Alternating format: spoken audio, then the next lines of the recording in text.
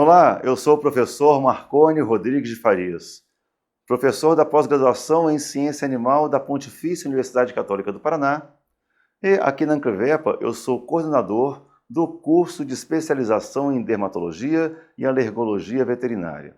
É um prazer receber a todos vocês nesse primeiro Congresso Internacional de Dermatologia Veterinária, aqui da Ancrevepa de São Paulo. Irei abordar com vocês sobre o controle medicamentoso do prurido crônico em cães com dermatite atópica. Em definição, dermatite atópica é uma doença inflamatória da pele. É uma doença crônica, é uma doença pruriginosa. É uma doença associada com distúrbios primários da barreira física tegumentar, bem como um processo de hiperreatividade da resposta imunológica, geralmente uma hiperreatividade que envolve a proliferação e a atividade exagerada de subpopulações de linfócitos. Dermatite atópica ela ocorre com ampla predisposição racial, principalmente para raças como Shih Tzu e Lhasa Apso, os Bulldogs francês e inglês, os Pugs, o West Highland White Terrier, Yorkshire Terrier, Golden Lavradores, Shar-Pei chinês, Pastor alemão, dentre outras raças. Todo e qualquer animal pode ter dermatite atópica, mas a doença ela tende a ter uma maior frequência de ocorrência em animais de raças específicas. Geralmente a doença ela inicia os seus aspectos clínicos lesionais a partir de 1 ano de idade, entre 1 e 3 anos de idade. E geralmente os cães com dermatite atópica, eles têm hábitos de vida predominantemente intradomiciliares. A principal queixa dos tutores de animais com dermatite atópica é o prurido. Geralmente o prurido em cães com dermatite atópica é um prurido que ele é crônico, é um prurido que ele é perene, ele ocorre independente da estação do ano. É um prurido que ele é contínuo, ou seja, ele tende a ter uma perpetuação ao longo de todo o dia. É um prurido que ele é primário, ou seja, ele chega a anteceder as lesões de pele. E é um prurido que ele tem um caráter de intenso até grave e automutilante. Geralmente, cães com dermatite atópica têm uma topografia lesional bastante característica. Esses animais tendem a ter prurido intenso, grave, perene e contínuo, principalmente em regiões interdigitais, região interdigital dorsal, região interdigital ventral. É muito comum esses cães terem otite de repetição. Então, eles têm otite externa, crônica, persistente ou intermitente. Com a cronicidade, o quadro externo pode evoluir para otite média. Também é muito comum cães com dermatite atópica apresentarem blefarite, blefaroconjuntivite, podem apresentar ceratoconjuntivite seca, podem ter prurido perioral, além do prurido periorbital, perioral, perianal. Podem também ter prurido em superfícies ventrais, como a região axilar e a região abdômen inguinal. Como sabemos, animais com dermatite atópica eles têm alteração primária na barreira física tegumentar. Essas alterações elas são agravadas pelo processo inflamatório. Entretanto, essa diminuição da barreira física tegumentar favorece a perda de água transepidérmica, o que faz a pele ficar ressequida, mas aumenta a penetração por via percutânea de inúmeros alérgenos. Devido à diminuição na barreira física tegumentar e também diminuição na atividade antimicrobiana da epiderme, é muito comum cães com dermatite atópica apresentarem supercrescimento microbiano, geralmente supercrescimento estafilocócico e supercrescimento de leveduras do gênero Malassezia. Então, muito comum esses cães apresentarem supercrescimento de Malacésia, geralmente em áreas intertriginosas, como regiões interdigitais, região axilar, abdômen inguinal, região antecubital, bem como região perigenital. Também é muito comum um supercrescimento de bactérias do gênero Staphylococcus, normalmente Staphylococcus pseudointermédios. Essas bactérias podem crescer na superfície tegumentar e é muito comum invadirem o ósseo folicular, causando foliculites de repetição. Então, cães com dermatite atópica, devido a esse processo disbiótico, têm ampla exposição a antígenos microbianos, o que pode precipitar a inflamação e o prurido nesses animais. Também, como a maioria desses cães tem hábitos intradomiciliares, esses cães eles têm ampla exposição à poeira doméstica. E na poeira doméstica, nós sabemos que tem uma grande quantidade de alérgenos de ácaros, principalmente ácaros domiciliares. Além da exposição a ácaros, Esses animais, quando têm exposição à área externa, eles podem se expor amplamente a resinas urticantes presentes em gramíneas, mas não só, a ampla exposição a material proteico presente nos pólens, o que pode também favorecer um processo de sensibilização e um processo de precipitação do eczema atópico. Um percentual importante de cães com dermatite atópica podem também reagir a proteínas presentes no alimento, geralmente lipoproteínas e glicoproteínas, que são amplamente encontradas na carne bovina, na carne de frango, na carne suína, no leite, no trigo, na soja, no ovo e em qualquer alimento que o animal se exponha de maneira regular. Em torno de 30% até 50% dos cães com dermatite atópica podem fazer reações cutâneas adversas aos alimentos. Do ponto de vista imunopatogênico, sabemos que, à medida que esses animais se expõem aos alérgenos alimentares, ambientais ou antígenos microbianos, isso pode suscitar uma resposta imunológica.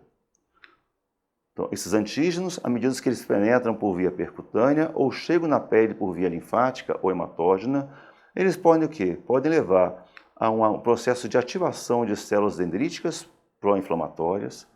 As células dendríticas captam esses antígenos, processam os antígenos e podem levar os antígenos aos linfonodos regionais. Nos linfonodos, existe um processo de ativação a partir das células dendríticas das células TH0 que se transformam em células TH2. As células TH2 elas são formadas nos linfonodos e elas vão migrar para a pele e, uma vez na pele, vão dar início ao processo inflamatório do tipo 2, ou seja, essas células TH2 chegam na pele em grande quantidade e começam a liberar citocinas inerentes à resposta inflamatória do tipo 2. Uma importante citocina produzida é a citocina IL-31. Essa citocina ela tem seus receptores nas bainhas neuronais, geralmente nas pontas axonais presentes na pele e também nos gânglios da raiz dorsal. Geralmente, a IL-31, quando se liga aos seus receptores, ela acaba precipitando o prurido de maneira importante. Então, geralmente, com a produção da interleucina 31, nós temos o desencadeamento de um processo pluritogênico contínuo, de um prurido que ele é intenso, ele é grave e pode até ser automutilante. No início, o prurido ele tem esse caráter primário ou alesional. Nessa fase, em que o animal tem um prurido intenso, grave e alesional, uma medicação que pode ser prescrita é o Locavetimab. O Locavetimab é um anticorpo monoclonal anti-IL-31. O nome comercial chama Cytopoint. Ele é utilizado geralmente na dose média de 2 mg por quilo por via subcutânea, geralmente a cada 30 dias, podendo se estender um pouco mais. O Locavetimab, por ser um anticorpo monoclonal anti-IL-31, é uma importante medicação antipruriginosa. Ele vai bloquear a ação da IL-31 e, consequentemente, vai minimizar muito o processo de prurido nesses pacientes. Então, muitos animais que apresentam prurido intenso, grave e o prurido é praticamente alesional ou com mínima inflamação, se beneficiam da utilização regular do Locavetimab. O Locavetimab é uma medicação que é muito interessante para o controle do prurido crônico. Pode ser utilizado, geralmente, a cada 30 dias ou um pouco mais. Seu início de ação é muito rápido. Geralmente, é uma medicação associada com mínimo efeito colateral. E a literatura descreve uma ampla melhora da qualidade de vida dos cães e dos tutores com o uso regular dessa medicação em cães com dermatite atópica. Então, 83% dos cães que fazem uso crônico do Locavetimab se beneficiam do uso do produto e do controle do prurido. Então, a eficácia ela ocorre independente do fator que precipita o eczema atópico. Quanto mais prolongado o tratamento, maior se verifica a eficácia da medicalização. E 1/4 dos animais que usaram o Locavetimab por até 1 ano não apresentaram recorrência do processo. Mas, além da interleucina 31, a gente sabe que a resposta inflamatória do tipo 2 também é relacionada a outras citocinas. Ou seja, à medida que essa pele vai se expondo a antígenos alimentares, antígenos microbianos ou mesmo alérgenos ambientais, isso pode fazer com que as células TH2 produzem várias outras citocinas, como a interleucina 13, a interleucina 4, a interleucina 6 e a interleucina 5. A interleucina 13, interleucina 4 e interleucina 6, elas atuam no processo de ativação e proliferação de linfócitos do tipo B. Os linfócitos do tipo B costumam se transformar em plasmócitos e essa célula, o plasmócito, na presença do IL-4, ele pode começar a fazer anticorpos reagínicos que nós chamamos de anticorpos do tipo IgE. Anticorpos do tipo IgE são formados aqueles antígenos ou alérgenos que o animal se expõe de maneira regular e que penetram constantemente por via percutânea. Geralmente, os anticorpos do tipo IgE, eles são citotrópicos. Eles ficam localizados na superfície de células, como células dendríticas e mastócitos. Uma vez que essa pele volta a se expor ao antígeno agressor, pelo qual ela é sensibilizada, esse antígeno pode se ligar a duas moléculas de IgE e causar um processo de desgranulação dos mastócitos, liberando outras moléculas pró-inflamatórias, como a histamina, a serotonina, bem como várias outras citocinas. Isso vai agravar o processo inflamatório e agravar também o processo pruriginoso. Então, com a ativação de outras citocinas, nós teremos a formação de inflamação e de prurido. A pele vai ter esse aspecto eritematoso, além de ser muito pruriginosa. Também com a liberação da interleucina 5, nós temos o agravamento do processo inflamatório, na medida que a interleucina 5 ela é muito quimiotática para os eosinófilos. Isso vai agravar a inflamação e, logicamente, agravar muito o prurido. Então, muitos pacientes com dermatite atópica chegam no consultório médico com esse tipo de aspecto lesional. Geralmente a pele com aspecto eritematoso e com prurido que é de intenso até grave. Nessa fase em que nós temos, além do prurido, nós temos eritema, uma medicação que pode ser utilizada são os inibidores de pequenas moléculas, como os inibidores de anosquinase. Um dos inibidores de anosquinase que nós temos no mercado nacional é o oclacitinib. O oclacitinib, o nome comercial é Apoquel, ele pode ser utilizado na dose de 0,4 a 0,6 mg por quilo a cada 12 horas para minimizar o processo inflamatório e minimizar o processo de prurido desses cães.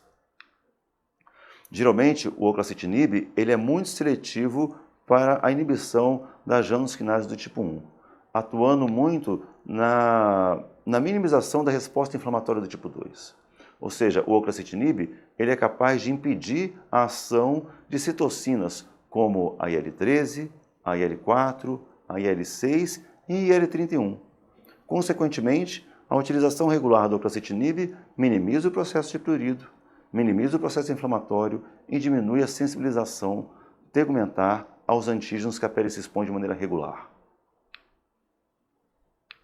Quando utilizado a cada 12 horas, geralmente nós temos um interessante controle do prurido desses cães, bem como da inflamação. Depois de 14 dias de uso a cada 12 horas, o oclacitinib pode passar para ser utilizado de maneira regular, uma vez ao dia.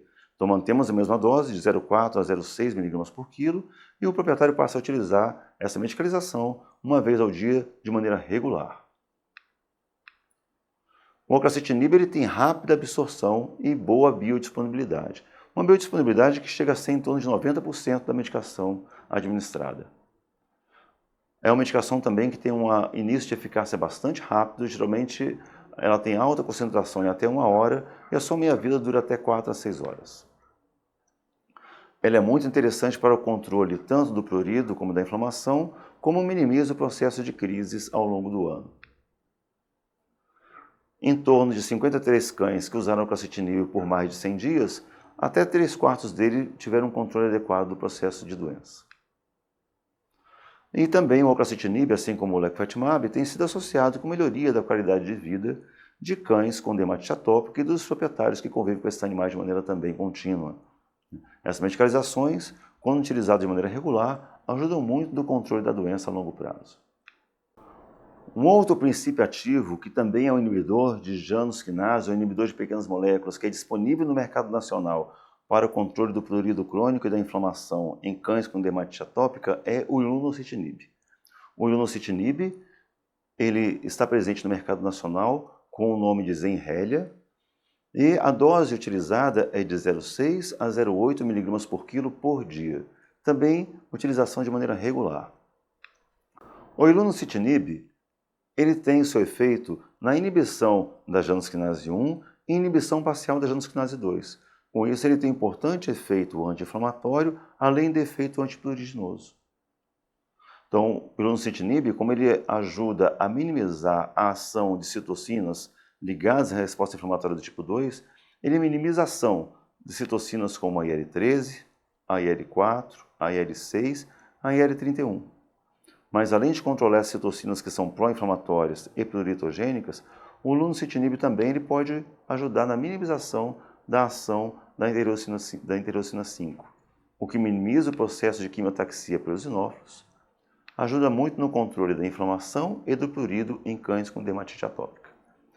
Então, o ilunocitinib pode também ter bastante utilização em animais que têm processo inflamatório mais avançado e prurido intenso grave. Seu uso regular ajuda muito no controle da dermatite atópica. Recentes trabalhos publicados que compararam o ilunocitinib utilizado em alguns cães com dermatite atópica versus cães que usaram placebo mostraram que essa medicação teve importante efeito, uma importante eficácia no controle do prurido, bem como eficácia no controle da inflamação, quando comparado o grupo tratamento versus o grupo placebo. Então, é uma importante alternativa também para o uso regular em cães com dermatite atópica. Então, cães com dermatite atópica que fazem uso regular de medicação, geralmente isso faz com que a doença, o processo inflamatório e pluritogênico relacionado à doença, seja amplamente controlado. Entretanto, a negligência em relação ao tratamento e acompanhamento desses cães pode favorecer a ampla exposição tegumentar a alérgenos ambientais, a alérgenos alimentares e a antígenos microbianos. A pele atópica, por não funcionar como barreira, ela é naturalmente disbiótica.